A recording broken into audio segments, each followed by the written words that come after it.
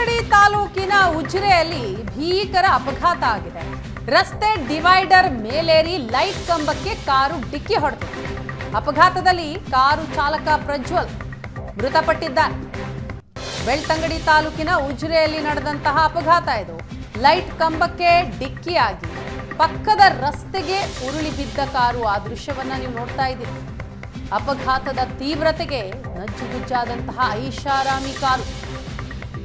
ಅಪಘಾತದಲ್ಲಿ ಪ್ರಜ್ವಲ್ ಗಂಭೀರವಾಗಿ ಗಾಯಗೊಂಡಿದ್ದ, ಈಗ ಮೃತಪಟ್ಟಿದ್ದಾನೆ ಅನ್ನುವಂತಹ ಮಾಹಿತಿಗಳು ಸಿಗ್ತಾ ಇದೆ. ಯಾವ ರೀತಿ ಆಕ್ಸಿಡೆಂಟ್ ಆಯಿತು ಅನ್ನೋದನ್ನ ಸಿಸಿಟಿವಿ ಫುಟೇಜ್ನಲ್ಲಿ ನೀವು ನೋಡ್ತಾ ಇದ್ದೀರಿ. ರಸ್ತೆಯ ಡಿವೈಡರ್ ಮೇಲೆ ಏರಿ ಲೈಟ್ ಕಂಬಕ್ಕೆ ಕಾರು ಡಿಕ್ಕಿ ಹೊಡೆಯುತ್ತೆ. ಡಿಕ್ಕಿಯಾಗಿ ಪಕ್ಕದ ರಸ್ತೆಗೆ ಬೀಳ್ತಾನೆ ಕಾರು ಚಾಲಕ.